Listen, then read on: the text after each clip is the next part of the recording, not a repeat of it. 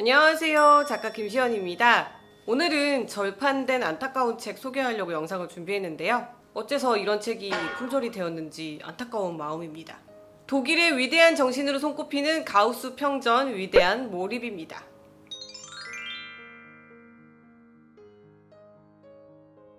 제가 이 책을 오래전에 여러분들께 소개해드린 적이 있는데 두꺼운 책인데도 불구하고 감동적으로 읽으셨다는 분들이 많으셨어요. 그래서 언젠가 이 책을 유튜브에 소개해야지 이러고 있었는데 막상 이렇게 소개 영상을 찍으려고 보니까 이 책이 절판이 되었더라고요. 그런데 수학자의 평전?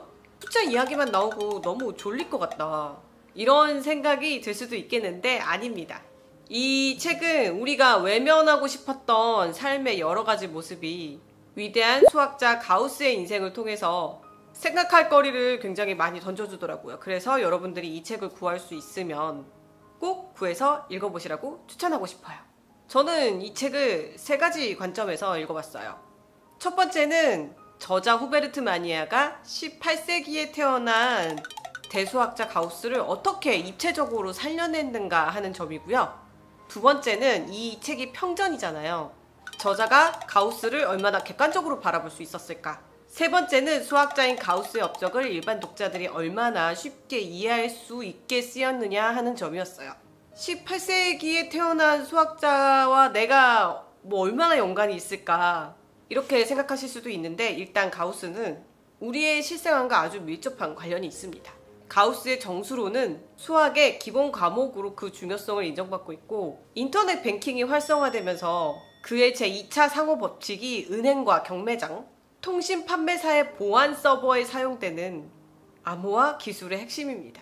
가우스는요, 수학뿐만 아니라 자신이 가진 학문적 지식을 토대로 천문학자와 측지학자로도 유명해졌고 통계학의 초석을 놓은 학자이기도 했고, 아인슈타인의 상대성 이론은 가우스의 공면 이론을 토대로 발전한 것입니다. 제가 이 책을 읽고 좀 놀랐어요. 학자로서 가우스가 학문을 대하는 순수한 태도가 평생 이어졌다는 점인데요. 가우스는 이미 이른 나이에 수학 천재로 인정을 받았어요. 그래서 먹고 사는데 별다른 어려움을 겪지 않았습니다. 그렇다고 가우스가 금수저로 태어난 건 아니에요. 가우스는 소세지를 만들며 가족들을 어렵게 먹여 살린 아버지와 자신을 너무나 아끼고 사랑했던 평생 남루한 농부의 옷을 입고 지낸 어머니를 두었습니다. 어린 가우스의 형편이 어려운 환경에서 태어났지만 이미 수학적 재능을 타고난 덕분에 선생님은 어린 가우스에게 공부에 집중할 수 있도록 노동이나 집안 잡일을 시키지 말라고 가우스의 부모님에게 부탁을 하죠. 하지만 가우스의 아버지는 그런 아들을 탐탁지 않게 여겼어요. 하지만 가우스의 천재성을 알아본 선생님들의 확고한 설득에 압도되어서 가우스가 공부하는 데 방해를 하지는 않습니다. 가우스는 주변의 도움으로 대학을 가게 되고 거기에서 치머만 교수를 만나게 됩니다. 치머만 교수는 페르디난트 공작에게 가우스를 경제적으로 후원해 줄 것을 부탁하고, 가우스의 재능을 알아본 공작은 먹고사니 짐을 벗어나서 학문에만 몰입할 수 있는 생활 기반을 만들어줍니다.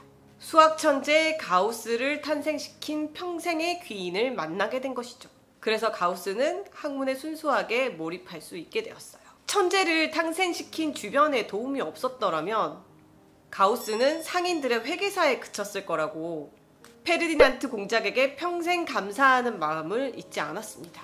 가우스가 이렇게 평생 학문에 매진할 수 있는 환경이 성립이 되자 주어진 학습 분량만 그저 열심히 공부하는, 그저 그런 성적을 내는 것에 만족하지 않았고 기존 수학적 지식의 한계를 뛰어넘고자 긴장감을 찾으러 다녔을 정도로 학문에 열중을 했는데 가우스가 완벽주의자이기도 했어요. 실제로 가우스는 기존의 논리나 가설이 자신의 논리와 맞지 않으면 그것을 검증하기 위해서 새로운 법칙을 만들어내고 그 검증을 몇천 번이고 몇만 번이고 계속하고, 자신이 먼저 발견한 연구 결과를 비슷한 시기에 다른 학자가 먼저 발표를 했는데도 억울해하지 않았어요. 자신이 납득할 수 있을 만큼 증명을 해내지 않으면 아예 발표조차 하지 않은 완벽주의를 추구하는 학자였어요. 학문적 자존심도 남달라서 유럽 전역에 자기를 모르는 사람이 없을 정도인데도 불구하고 자식들의 취업 청탁 같은 건 전혀 하지 않았습니다. 뭐 특혜를 바란 적도 없고요. 청탁을 혐오했던 사람이었다고 해요. 한마디로 올곧은 성격의 소유자였는데 수학자 하면 냉철하고 차가울 것 같잖아요. 이 책에서는 그런 냉철한 면모도 보이지만 학문을 향한 뜨거운 애정과 몰입에 포커스를 맞춘 책이기도 해요. 그래서 이 책을 읽으면 막 뭔가 파고들고 싶은 그런 동기부여가 되기도 합니다. 가우스가 물질적인 욕망이 크지 않은 사람이었어요. 명성이 자자한 수학자였지만 그렇게 막 호화로운 생활도 하지 않았고 식구들을 뭐 그럭저럭 먹여 살릴 만큼의 생활 수준이었고 물질적인 욕망보다 학문적 열정이 훨씬 큰 사람이었다는 거를 가우스의 78년 인생으로 보여주고 있는데 자신의 학문적 업적을 특허 등록을 한다든지 그런 물질적 성과로 쓰여지는 것보다 후세에 학문적으로 널리 사용되기를 바라는 마음으로 학문적 성과를 오픈을 한 사람이에요. 독일이 산업혁명을 빨리 이룰 수 있는 데는 이러한 가우스의 열린 태도가 많은 영향을 주었다고 볼 수 있겠는데 가우스가 대수학자로 성장할 수 있는 배경에 주목하고 싶어요.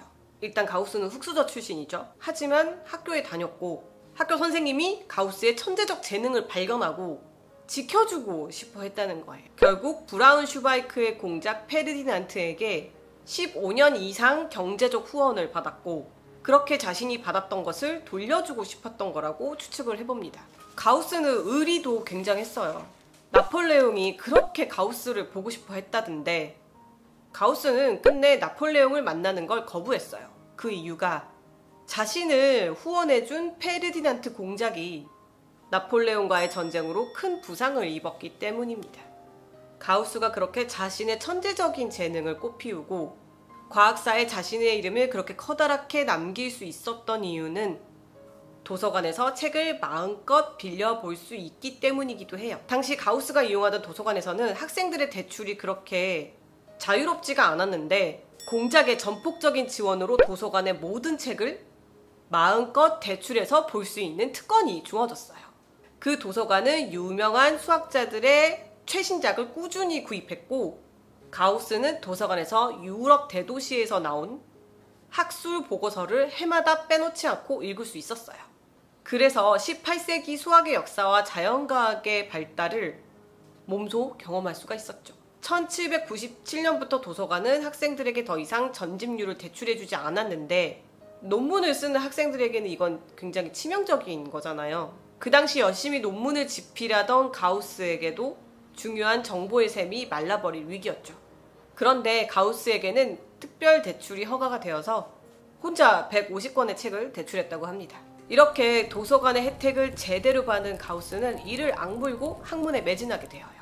가우스는 자료들을 충분히 조사한 후에 새로운 범주체계를 작성했고 그에 맞는 새로운 용어도 도입했고 수의 관계들도 새롭게 설정했고 이런 기발한 아이디어를 바탕으로 정수론을 기본부터 완전히 뒤집는 혁명을 일으켜서 현대의 수학자뿐만 아니라 미래의 수학자들도 산술 역사의 시대를 가우스 이전과 가우스 이후로 구분을 하고 있습니다. 200년이 훨씬 지난 오늘날에도 가우스의 정수론 연구의 내용은 여전히 수학과의 기본 과목이고 인터넷 뱅킹의 사용자 수가 늘어나면서 가우스의 업적은 더 큰 각광을 받게 되었어요. 가우스의 2차 상호 법칙이 보안 서버에 사용되는 암호화 기술의 핵심이 되었거든요. 제가 영상을 시작할 때 이 책을 3가지 관점에서 바라보았다고 했잖아요.